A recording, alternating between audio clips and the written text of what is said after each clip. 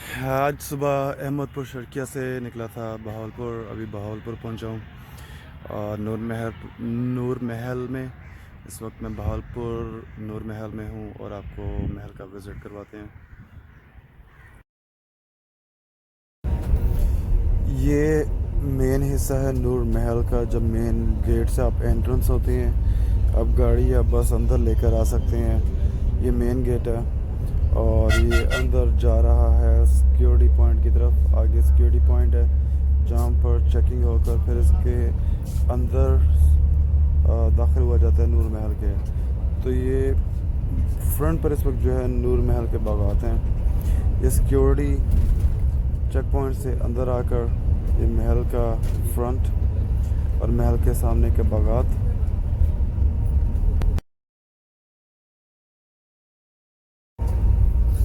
नूर महल के बिल्कुल सामने गार्डन है जहाँ पर नवाब की वैन खड़ी है और उसकी बगी खड़ी है। वो भी अभी आपको उनकी तस्वीर दिखाता हूँ। तो ये है नूर महल के बिल्कुल फ्रंट वाला गार्डन। और अब तो यहाँ पर रेस्टोरेंट भी बना दिया गया है, यहाँ पर मुख्तलिफ फंक्शन होते हैं। तो इस वक्त ये फ्रंट गार्डन में मैं एंटर हो रहा हूँ नूर महल के, और ये नूर महल का फ्रंट है। अब मैं आपको इसके अंदर लेकर जाता हूँ।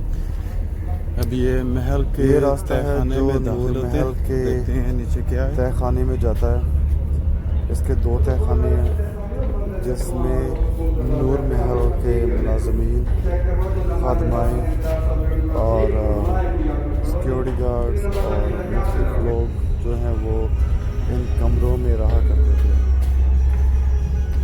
तो ये है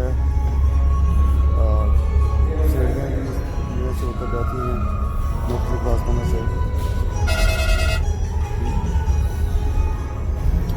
ये महल का अंदरूनी हिस्सा 56 कमरे हैं महल के, और ये वाले जो कमरे हैं महल के तहखाने में वाक़ हैं जो मुख्तलिफ खातिन और खादमों के लिए मुख्तस थे, जिनमें उनका खाने का कमरा, रहने का कमरा, उनके सिक्योरिटी गार्ड का कमरा, उनके बावर्ची का कमरा और मुख्तलिफ आप कह लें कि जो डिपार्टमेंट्स हैं उनके कमरे इस तरह हुआ करते हैं। हर डिपार्टमेंट का मुलाजमिन का कमरा अलग अलग होता है। अब यहाँ से बाहर जाने का भी रास्ता है और वो रास्ता बंद किया हुआ है, तो यहाँ से हम वापस चलते हैं और जो मेन रास्ता है उस मेन रास्ते से हम दोबारा बाहर की तरफ जाते हैं। ये तहखाने से बाहर आ रहे हैं। इस वक्त नूर महल के अंदर हम दाखिल हो रहे हैं। यहाँ पर उनके मुख्तलिफ नवादरात, उनके ज़ेवरात जो महारानियाँ, नवाबों की रानियाँ क्या कह सकते हैं अब, जो उनकी वाइफ और उनकी फ़ीमेल्स थी, वो किस तरह के ज़ेवर पहनती थी और उनके इस्तेमाल में किस तरह की चीज़ें थी,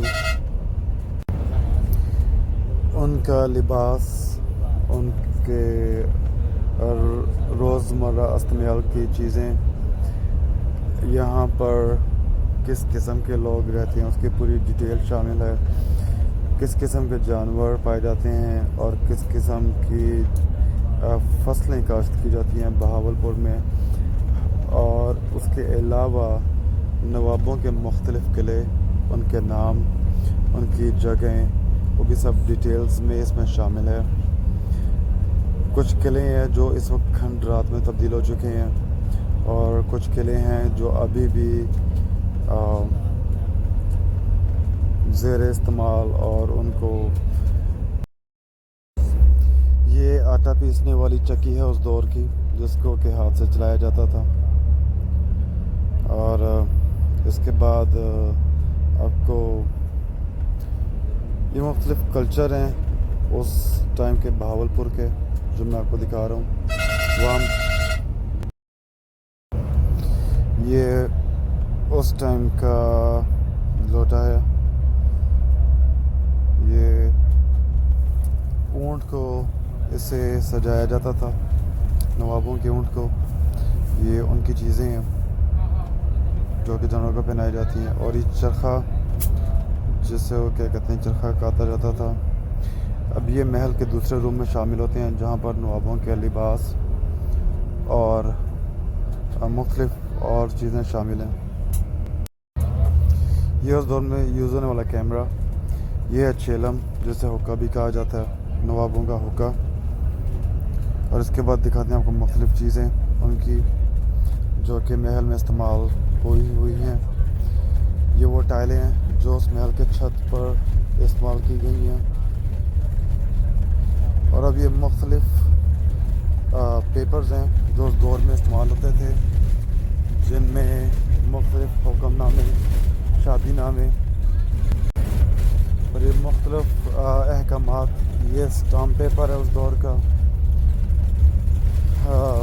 रियासत बहावलपुर क्या चीज़ें इस्तेमाल करती थी और इनका पाकिस्तान के साथ इहलाक कैसे हुआ जब पाकिस्तान बना। तो ये रियासत के अपने सिक्के और अपने ये रियासत का झंडा, रियासत बहावलपुर का झंडा, रियासत बहावलपुर की वो स्टम्प्स थी। ये नवाबों के इस्तेमाल में होने वाले मुख्तलिफ चाकू, तलवारें, बाजे। अब आप ये जो मशीन देख रहे हैं ये 1700 की है मशीन, जो कि उस वक्त के टाइम में प्रिंटिंग में इस्तेमाल की जाती थी। और आपको डिफरेंट रूम में अब लेकर जाते हैं। जी ये है बेडरूम। अब ये तो मालूम नहीं है ओरिजिनल फर्नीचर है नवाबों का या कि बाद में लगा हुआ है, या इसको जो भी ऊपर एसी भी लगा हुआ है। तब तो एसी नहीं होते थे, आज से 200-300 साल पहले। इतना तो मुझे आइडिया है कि ये पुरानी हो सकती है, क्योंकि इसमें कायद-ए-आज़म की तस्वीर दिखाई गई है, स्टिक्स दिखाई गई हैं नवाबों के ज़माने की। क्योंकि ये अंग्रेज़ इसको खेलते थे, तो हो सकता है ये अंग्रेज़ों के दौर में 1800 की दहाई में इसको पाकिस्तान लाया गया हो। और ये पुराना बोर्ड है जिसके ऊपर सिक्योर बोर्ड गेम खेलते हुए इस्तेमाल करते थे। और अब ये वापस बेडरूम से होते हुए हम मेन हॉल की तरफ जाते हैं, जहाँ पर इन नवाबों की फैमिली की हिस्ट्री है। और यहाँ पर मुख्तलिफ़ किलों के नाम हैं जो कि आसपास के इलाकों में हैं, जिसमें गुलजार महल, दरबार महल, इसमें नूर महल जहाँ पर मैं इस वक्त मौजूद हूँ। और फिर ये उनके नवाबों की फैमिली और उनकी हिस्ट्री और उनकी पॉलिटिकल क़यादत जो थी, जो रियासत थी बहावलपुर की, उनके जो नवाब थे, ये उनकी तस्वीरें हैं।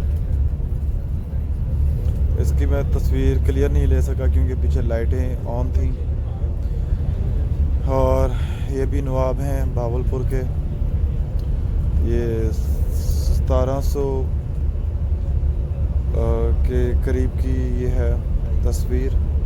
और ये सब बाकी ब्लैक एंड वाइट तस्वीरें जो इनकी फैमिली की हिस्ट्री, पॉलिटिकल हिस्ट्री, रियासत की हिस्ट्री, और जो उनके जर्नल्स थे और जो भी बाहर से लोग मिलने आते थे, ये उनकी सब फैमिली के साथ तस्वीरें इनकी बचपन की और फैमिली की, भाइयों की। इसके बाद मैं जो आपको दिखाऊंगा उनमें ये मुख्तलिफ़ नवाबों की तस्वीरें हैं और उनके जर्नल्स की।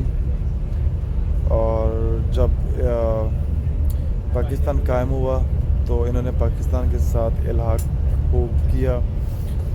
पाकिस्तान बनने से पहले रियासत बहावलपुर का एक अपना फ्लैग था जो कि पीछे मैंने आपको दिखाया।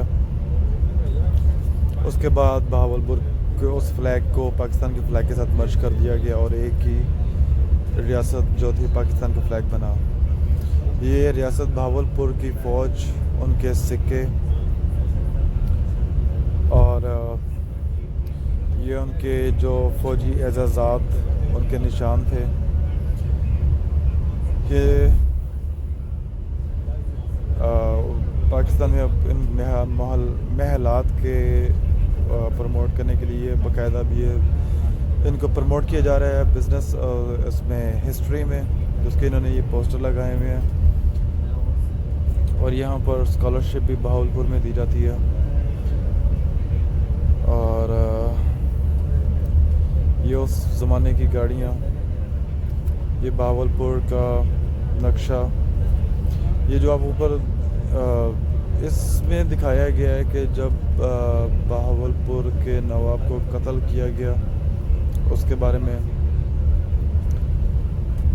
ये लास्ट मैसेज ऑफ नवाब बहावलपुर, ये आखिरी जो बहावलपुर के नवाब थे, ये उनका मैसेज है।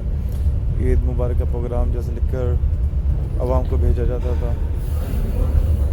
अब वहाँ से निकल कर मैं इनके मेन हॉल में आ रहा हूँ, जो कि मेन एंट्रेंस, या आप कह रहे हैं कि ये दरबार जहाँ पर नवाब बैठकर अपने राया के मसले सुना करते थे, ये वो वाला हिस्सा है। यहाँ पर भी हिस्ट्री लगाई गई है बहावलपुर के नवाब और उनकी फैमिली के बारे में, और उनकी जो इस्तेमाल में चीज़ें थी, जैसा कि आपने अभी ये पियानो देखा, और पुराने ज़माने के बने हुए मैप, और यहाँ पर जो किले बने हुए हैं उन सब की तस्वीर हैं। ये पीछे जो किला दिखा था, किला चोलिस्तान, यहाँ से मैं होकर आया हूँ और उसकी मैं नेक्स्ट वीडियो इशू करूँगा। ये तस्वीर है जब नूर महल बहावलपुर ज़ेर तामीर था 1807 में, और यहाँ पर ये उनका कदीमी आप कह लें कि क्लॉक, टेबल क्लॉक, और बहावलपुर का मैप पीछे, जो कि एक रियासत थी अलग से, एक छोटा सा मुल्क था जिसकी अपनी फ़ौज थी, अपने सिक्के थे, अपनी हुकूमत थी। और ये उनके निशानात हैं जो कि मुख्तलिफ़ अदवार में वो चेंज होते रहे। ये दरमियान में जो सिल्वर पट्टी है, इसके ऊपर सन लिखा हुआ है, जो कि अभी शायद वीडियो में क्लियर नज़र नहीं आ रहा। तो ये है मेन एंट्रेंस, ये उसका ऊपर वाला हिस्सा है जो मेन हॉल है। मेन हॉल की ये छत है, या जो दरबार होता है नवाबों का, ये दरबार की छत है, और उसके ऊपर एक गैलरी बनी हुई है। ऊपर जाने का भी रास्ता बंद है, वरना मैं ये ज़रूर ऊपर जाकर ऊपर से भी महल की ये वीडियो बना था। तो ऊपर जाने का रास्ता नहीं, तो इसलिए मैं आपको सिर्फ इस घुमा कर ऊपर ही से दिखा रहा हूँ। अब चलते हैं मज़ीद आगे। ये उनके इस्तेमाल में आने वाली अशिया,